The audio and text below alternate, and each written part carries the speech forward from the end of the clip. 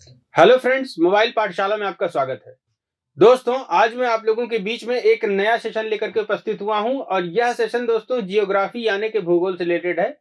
और दोस्तों session oriented है यूपी लेखपाल की तैयारी करने वाले बच्चों के लिए।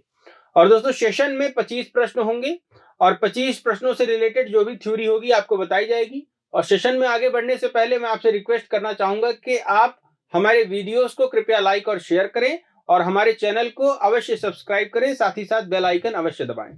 तो दोस्तों देखते हैं, प्रश्नों की तरफ आ जाते हैं। प्रश्न दोस्तों पहला प्रश्न यह है कि कौन सा कथन असत्य है। तो इसमें से कौन सा कथन असत्य है, मतलब कि 3 कथन सत्य होंगे, बाकी एक असत्य होगा। तो चावल उड़ीसा की वाणिज्यिक फसल है, कॉफी कर्नाटक की प्रमुख फसल है, मूंगफली गुजरात की खरीफ फसल है, मेघालय भारत का सबसे बड़ा अनानास उत्पादक राज्य है। तो दोस्तों देखिए, कॉफी कर्नाटक की प्रमुख फसल है, ठीक है।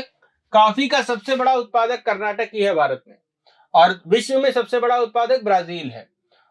कॉफी के अलावा फलों का सबसे बड़ा उत्पादक भी कर्नाटक है, तो ये बिल्कुल ठीक है। दोस्तों ऑप्शन सी जो है कि मूंगफली गुजरात की खरीफ फसल है, यह भी ठीक है। मूंगफली का सबसे बड़ा उत्पादक राज्य गुजरात ही है। ऑप्शन डी में लिखा है कि मेघालय भारत का सबसे बड़ा अनानास उत्पादक है, यानी पाइनएप्पल का सबसे बड़ा उत्पादक है, वह भी सही है। दोस्तों ऑप्शन ए इसमें से गलत हो जाएगा, क्योंकि चावल उड़ीसा की फसल तो है लेकिन वाणिज्यिक फसल नहीं है। वाणिज्यिक फसल होने का मतलब यह है कि उस फसल की बिक्री करके कोई राज्य मुनाफा कमाता हो, या वो कैश क्रॉप है कि नहीं है। तो चावल ज्यादातर जो भी उत्पादन होता है चावल का, वो अपने इस्तेमाल के लिए, यूज करने के लिए अधिक होता है उसका उत्पादन। तो चावल उड़ीसा की वाणिज्यिक फसल है क्या? बिल्कुल नहीं। ऑप्शन ए इसका सही जवाब हो जाएगा, क्योंकि यही कथन असत्य है, बाकी तीनों सत्य है। कौन सा प्रदेश म्यांमार के साथ सीमाएं साझा नहीं करता? तो दोस्तों इसमें आपको बताना है कि कौन सा प्रदेश म्यांमार के साथ सीमा साझा नहीं करता। आप अगर मैप देखेंगे भारत के पूर्वोत्तर राज्यों का, तो 7 सिस्टर्स उसमें आपको दिखेंगे दोस्तों, पूर्वोत्तर के क्षेत्र में। और 7 सिस्टर्स में जो आसाम राज्य है वह बिल्कुल बीच में है, तो किनारे किनारे अरुणाचल प्रदेश है और भी राज्य है, और यह एक तरह से आच्छादित है, तो इसी वजह से अन्य राज्यों से घिरा हुआ है, इसी वजह से यह म्यांमार से सीमा नहीं बनाता। तो असम इसका सही जवाब हो जाएगा, ठीक है। यहाँ की राजधानी दिसपुर, असम की राजधानी है दिसपुर। और यहाँ के दोस्तों प्रेजेंट में चीफ मिनिस्टर हैं हेमंता बिस्वा शर्मा। और यहाँ पे ही असम में ही काजीरंगा नेशनल पार्क है। टोटल 7 नेशनल पार्क हैं असम में। कितने हैं? 7 नेशनल पार्क हैं। पहले 5 हुआ करते थे, बाद में 2 जुड़ गए। 2 कौन कौन से जुड़े? रायमोना और देहिंग पटकई। ये 2 नेशनल पार्क जुड़ करके अब 7 नेशनल पार्क हो गए हैं। नेशनल पार्क की संख्या में असम जो है वो तीसरा स्थान रखता है। पहले नंबर पर सबसे ज्यादा नेशनल पार्क मध्य प्रदेश में है, दूसरे नंबर पर अंडमान और निकोबार द्वीप समूह में है। सबसे बड़ा नेशनल पार्क जो है वो हेमिस नेशनल पार्क है, और सबसे छोटा साउथ बटन है। हेमिस नेशनल पार्क लद्दाख में है और साउथ बटन अंडमान और निकोबार द्वीप समूह में है। भारत का सबसे लंबा हाईवे है, तो दोस्तों भारत का सबसे लंबा हाईवे कश्मीर से लेकर के, यानी श्रीनगर से लेकर के कन्याकुमारी तमिलनाडु तक, तो भारत का सबसे लंबा हाईवे है NH44। याद रखेंगे, NH44, नेशनल हाईवे संख्या 44। चलिए आगे बढ़ते हैं। विवादित जल विद्युत परियोजना सिंधोल किस राज्य में स्थित है? तो सिंधोल जल विद्युत परियोजना दोस्तों विवादित है, और किस राज्य में है? तो यह ओडिशा राज्य में है। सिंधोल जल विद्युत परियोजना ओडिशा राज्य में स्थित है, ठीक है। चलिए, कंदलेरू बांध देश के किस राज्य में स्थित है? तो दोस्तों कंदलेरू बांध आंध्र प्रदेश में स्थित है। आंध्र प्रदेश में कंदलेरू बांध स्थित है, ठीक है। चलिए, पॉलीमेटेलिक मॉड्यूल में मुख्य रूप से कौन सी धातु पाई जाती है? दोस्तों पॉलीमेटेलिक मॉड्यूल का निर्माण होता है, इसमें भिन्न भिन्न तरह की धातुएं होती हैं, लेकिन मुख्य रूप से जो धातु पाई जाती है वह है मैंगनीज, ठीक है। मैंगनीज मुख्य रूप से इसमें पाई जाती है। चलिए 7वें प्रश्न पर आ जाते हैं। भारत बांग्लादेश मैत्री उद्यान किस राज्य में बनाया जा रहा है? तो दोस्तों भारत और बांग्लादेश के साथ सीमा बनाने वाला राज्य है त्रिपुरा, और त्रिपुरा में ही भारत बांग्लादेश मैत्री उद्यान बनाया जा रहा है, ठीक है। इसका सही जवाब हो जाएगा त्रिपुरा, ठीक। दोस्तों त्रिपुरा की राजधानी अगरतला, मेघालय की राजधानी शिलोंग, पश्चिम बंगाल की राजधानी कोलकाता और नागालैंड की राजधानी कोहिमा। नागालैंड में हॉर्नबिल त्योहार मनाया जाता है, ठीक है, याद रखेंगे। गारो, खासी और जयंतिया पहाड़ियां मेघालय में है। तो यह दोस्तों कुछ तथ्य थे। आगे बढ़ते हैं। कर्नाटक के अतिरिक्त किस राज्य में सोने का उत्पादन अधिक उत्पादन होता है? दोस्तों कर्नाटक के अतिरिक्त जो सोने का अधिक उत्पादन है वो आंध्र प्रदेश में होता है। वैसे तो झारखंड में भी होता है थोड़ा बहुत, और अब 5वां राज्य बन गया राजस्थान, वहां भी सोने का थोड़ा बहुत उत्पादन होता है, लेकिन अधिक उत्पादन आंध्र प्रदेश में होता है कर्नाटक के बाद। चलिए आगे बढ़ते हैं दोस्तों। तुरियल जल विद्युत परियोजना किस राज्य में स्थित है? तो दोस्तों इसका जवाब है मेघालय। मेघालय में तुरियल जल विद्युत परियोजना स्थित है, ठीक है। तो तुरियल जल विद्युत परियोजना मेघालय राज्य में स्थित है। चलिए, केटू चोटी या इसी केटू, माउंट केटू का नाम है गॉडविन ऑस्टिन। तो गॉडविन ऑस्टिन या माउंट केटू भारत की सबसे ऊंची पर्वत चोटी है। और दोस्तों यह किस रेंज में है? तो काराकोरम श्रेणी में स्थित है, ठीक है, काराकोरम श्रेणी में स्थित है। खैर माउंट केटू जो है अभी वो पीओके में, ठीक है, पाक अधिकृत कश्मीर में है। अगर दोस्तों जो भारत अगर पीओके को छोड़ दे तो भारत की सबसे ऊंची चोटी कौन सी हो जाएगी? वह है कंचनजंगा। याद रखेंगे नाम, कंचनजंगा, ठीक है। और यह है सिक्किम में। सिक्किम में ही भारत की सबसे ऊंची झील है शोलामू, ठीक। आगे बढ़ते हैं दोस्तों। देखिए, कुमाऊं हिमालय की सबसे ऊंची चोटी है नंदा देवी। नंदा देवी कुमाऊं हिमालय की सबसे ऊंची चोटी। और सब हिमालय पर्वत श्रेणी का सबसे ऊंचा खड़ी ढाल का पर्वत कौन सा है? तो सबसे ऊंचा खड़ी ढाल का पर्वत हिमालय पर्वत श्रेणी में है राकापोशी, राकापोशी, ठीक है। और अगर पूछ लिया जाए कि पश्चिमी घाट का सबसे ऊंचा पर्वत कौन सा है? तो दोस्तों पश्चिमी घाट का सबसे ऊंचा पर्वत है अनामुडी। अगर पूछा जाए दोस्तों कि पूर्वी घाट का सबसे ऊंचा पर्वत कौन सा है? तो पूर्वी घाट का है महेंद्रगिरी। अगर पूछ लिया जाए कि अरावली श्रेणी का सबसे ऊंचा पर्वत कौन सा है? तो वह है गुरुशिखर पर्वत।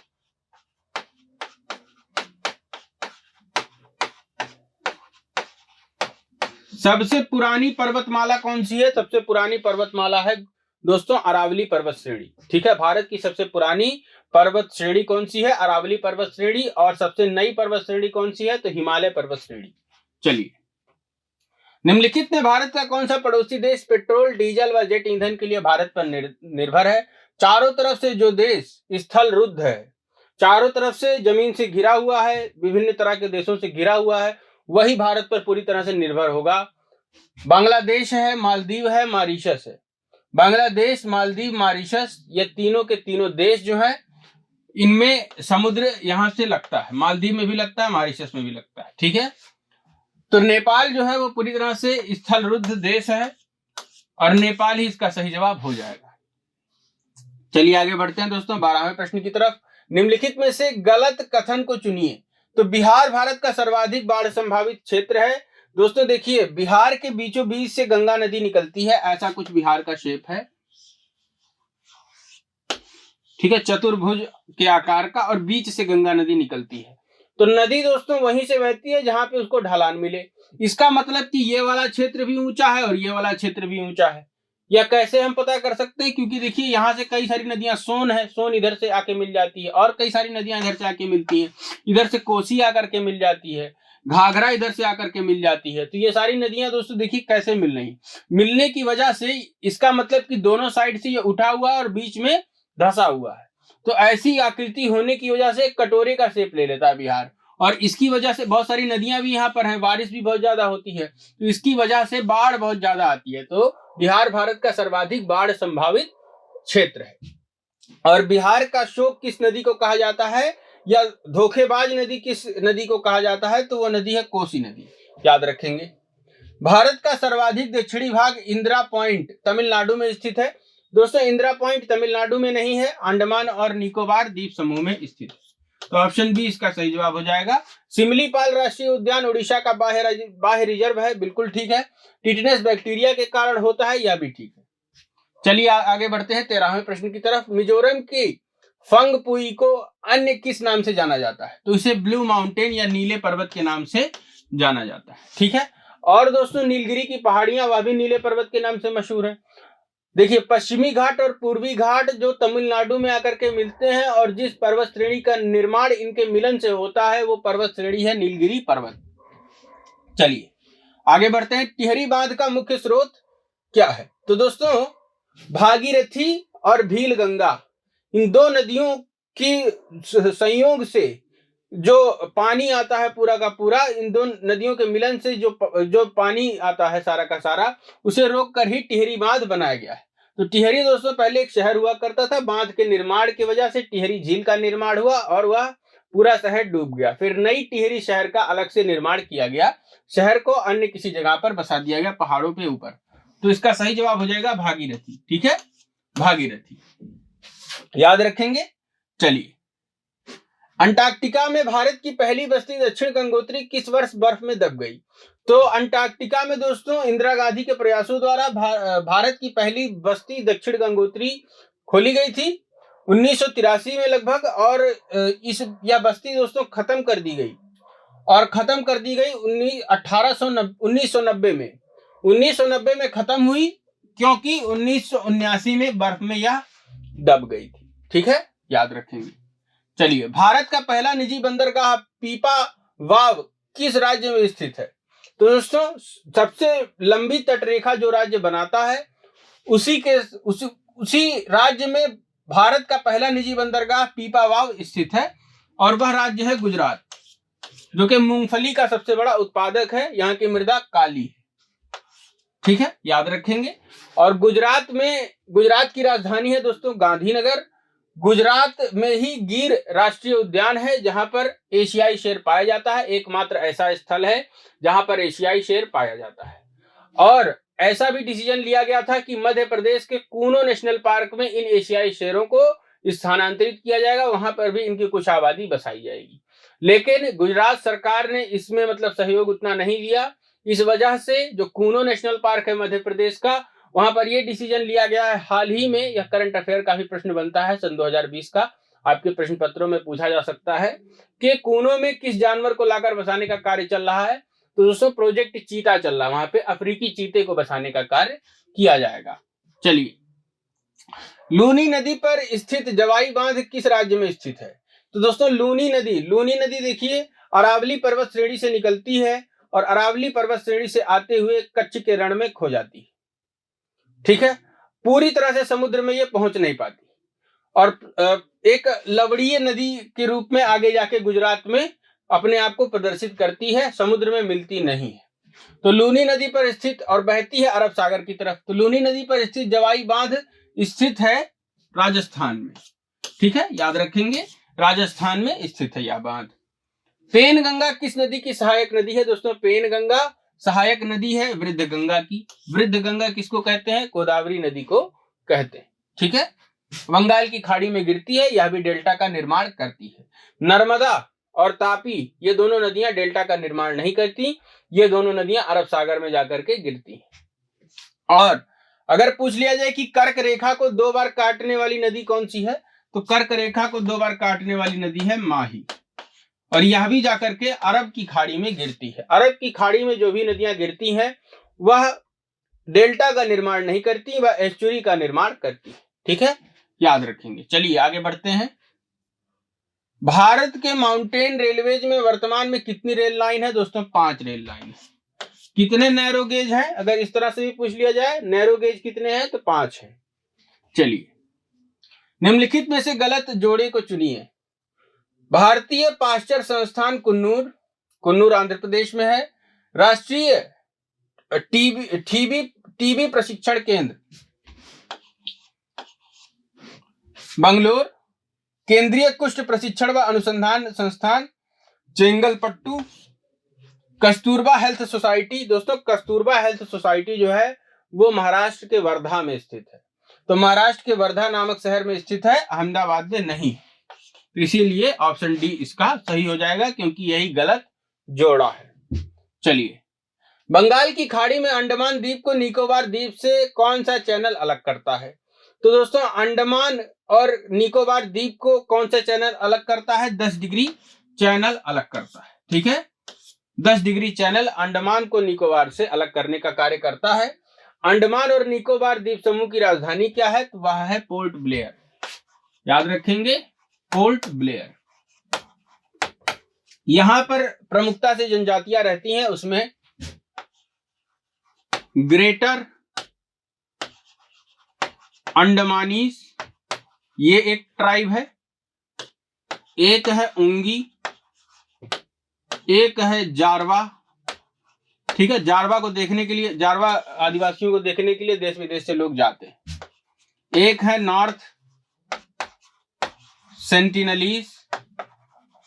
नॉर्थ सेंटिनलीज इसलिए कहते हैं क्योंकि सेंटिनल आइलैंड पर यह पाए जाते हैं, अंडमान निकोबार के। और क्योंकि अभी वर्तमान दुनिया से इनका कांटेक्ट नहीं हुआ है, इसलिए इन्होंने अपना नाम बताया ही नहीं है किसी को कि हमारे जनजातीय समूह का नाम क्या है, इसीलिए इसे लोग नॉर्थ सेंटिनलीज कहते हैं। ठीक है, तो ये जनजातियां हैं, जनजातियां याद रखेंगे। साथ ही साथ अगर पूछा जाए कि अंडमान निकोबार द्वीप समूह की सबसे ऊंची चोटी कौन सी है, तो सबसे ऊंची चोटी है दोस्तों सैडल पीक। Saddle peak. देश का सबसे छोटा नेशनल पार्क भी अंडमान निकोबार में है, जो कि साउथ बटन है।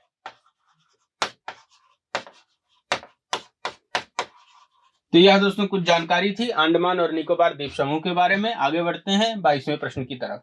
निम्नलिखित में पश्चिमी सिक्किम की राजधानी कौन सी है? तो दोस्तों पश्चिमी सिक्किम की राजधानी कही जाती है मंगन। ठीक है, वैसे सिक्किम की राजधानी कौन सी है? गंगटोक। और सिक्किम की राजधानी है गंगटोक। सिक्किम में ही भारत की सबसे ऊंची झील है और उस झील का नाम है शोलामू। शोलामू। ठीक है, याद रखिए। चलिए आगे बढ़ते हैं। भारत में कुल रबड़ उत्पादन में से कितना उत्पादन केरल द्वारा किया जाता है? तो 90%। याद रखें कि 90% उत्पादन रबड़ का केरल राज्य कर देता है।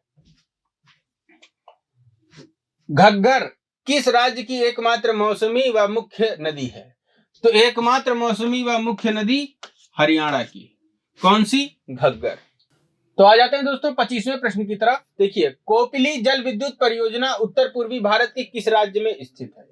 तो ऑप्शन ए है अरुणाचल प्रदेश, बी है असम, सी है त्रिपुरा और डी है नागालैंड। तो इसका सही जवाब हो जाएगा दोस्तों असम। ठीक है, असम इसका सही जवाब होगा। तो दोस्तों यह थे 25 प्रश्न जो कि भूगोल से रिलेटेड थे, और हम आप लोगों के बीच में और भी लेखपाल से संबंधित जितने भी इंपॉर्टेंट लेक्चर्स होंगे वो लेकर के आते रहेंगे। साथ ही साथ दोस्तों आपसे अनुरोध है कि आप हमारे वीडियोस को कृपया लाइक और शेयर करें और हमारे चैनल को अवश्य ही सब्सक्राइब करें। धन्यवाद।